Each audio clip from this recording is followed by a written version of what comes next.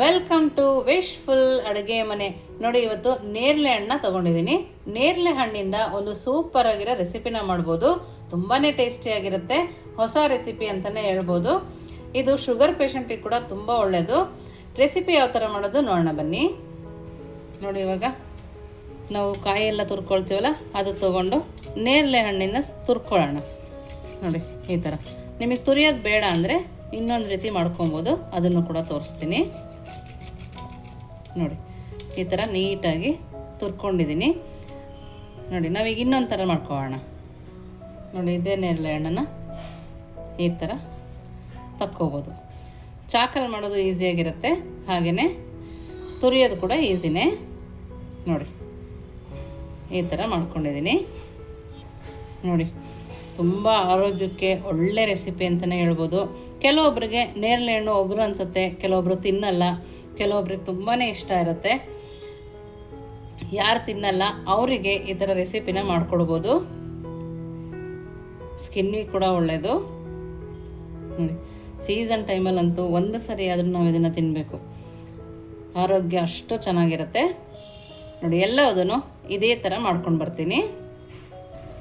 ನೋಡಿ, ಎಲ್ಲದನ್ನು ಅದೇ ಥರ ಚಾಕುನಲ್ಲೇ ತಕ್ಕೊಂಡಿದ್ದೀನಿ. ನೀವು ತುರಿಯಂಗಿದ್ರೆ ತುರ್ಕೊಬೋದು. ಇದನ್ನು ಇವಾಗ ಮಿಕ್ಸಿ ಜಾರ್ ಒಳಗಡೆ ಹಾಕೋಣ. ಇದಕ್ಕೆ ಸ್ವಲ್ಪನೂ ನೀರು ಹಾಕೊಳ್ಳೋದಲ್ಲೇ ಹಾಗೇ ಸಣ್ಣದಾಗಿ ನಾವು ಇದನ್ನು ರುಬ್ಕೊಂಬರೋಣ. ನೋಡಿ, ಸ್ವಲ್ಪ ಕೂಡ ನೀರು ಹಾಕಬಾರ್ದು, ಹಾಗೇ ಸಣ್ಣದಾಗಿ ಪೇಸ್ಟ್ ಮಾಡ್ಕೊಂಡು ಬರೋಣ.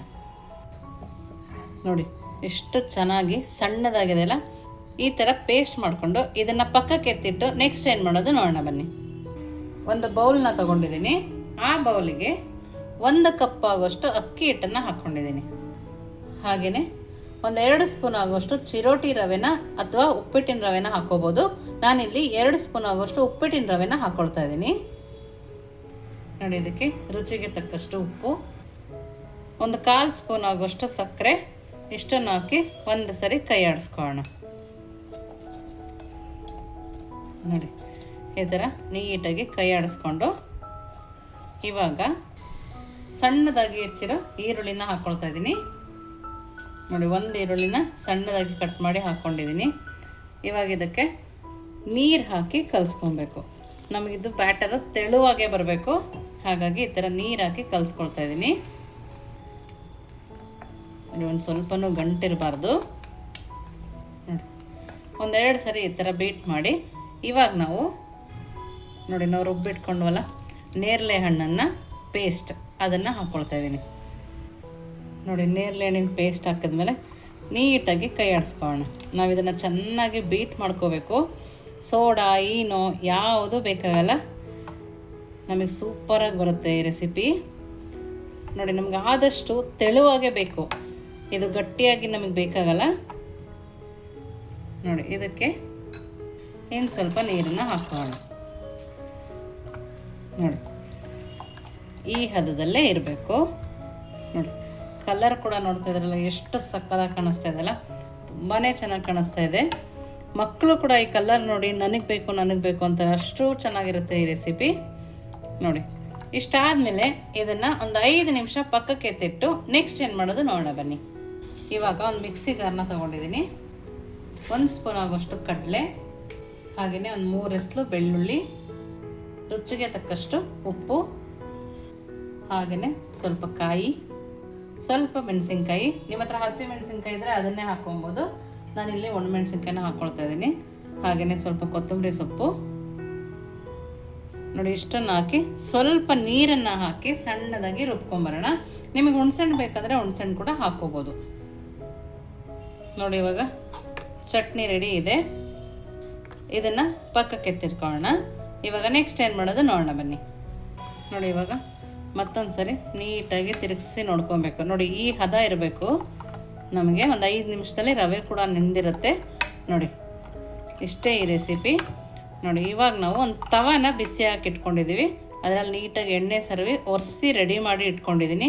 ಇವಾಗ ಇದನ್ನು ತೊಗೊಂಡು ನೋಡಿ, ತವ ಚೆನ್ನಾಗಿ ಕಾದಿದೆ. ಈ ಟೈಮಲ್ಲಿ ನಾವು ದೋಸೆನ ಹಾಕೋಣ. ನಾವು ನೀರು ದೋಸೆ ಯಾವ ಥರ ಹಾಕೋತೀವೋ ಆ ಥರ ಇದನ್ನು ಕೂಡ ಹಾಕೋಬೇಕು.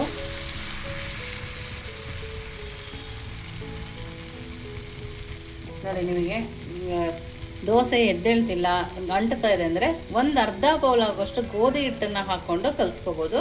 ಹಾಗೆ ಕೂಡ ಬರುತ್ತೆ. ನೋಡಿ ಮಧ್ಯದಲ್ಲಿ 1 ಸ್ಪೂನ್ ಎಣ್ಣೆನ ಹಾಕ್ಕೊಂಡಿದ್ದೀನಿ.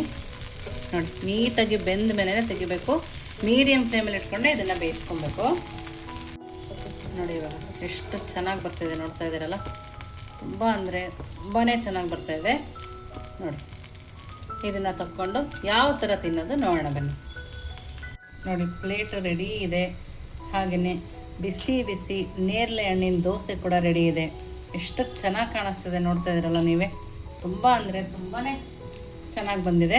ನೋಡಿ ಗರಿ ಗರಿಯಾಗಿದೆ. ಕಲರ್ ಕೂಡ ನೋಡ್ಬೋದು ನೀವು ಎಷ್ಟು ಸಕ್ಕದಾಗಿ ಬಂದಿದೆ ಅಂತೇಳಿ. ತುಂಬ ಅಂದರೆ ತುಂಬಾ ಚೆನ್ನಾಗಿರುತ್ತೆ ಈ ರೆಸಿಪಿ ಅಂತೂ. ಮೇಲೆ ಕೂಡ ನೋಡ್ಬೋದು ಗರಿ ಗರಿಯಾಗಿ ಕಾಣಿಸ್ತಾ ಇದೆ. ಇದಕ್ಕೆ ನಾವೀಗ ನೋಡಿ ಸೂಪರಾಗಿರೋ ಚಟ್ನಿನ ಮಾಡ್ಕೊಂಡಿದ್ವಲ್ಲ, ಆ ಚಟ್ನಿ ಜೊತೆಗೆ ಹೇಗಿದೆ ಅಂತ ನೋಡೋಣ ಬನ್ನಿ. ನೇರಳೆ ಹಣ್ಣಿನ ಕಲ್ಲರೇ ಎಷ್ಟು ಚೆನ್ನಾಗಿ ಕಾಣಿಸ್ತಿದೆ ಅಲ್ಲ, ಗರಿ ಗರಿಯಾಗಿ ಸೂಪರಾಗಿದೆ.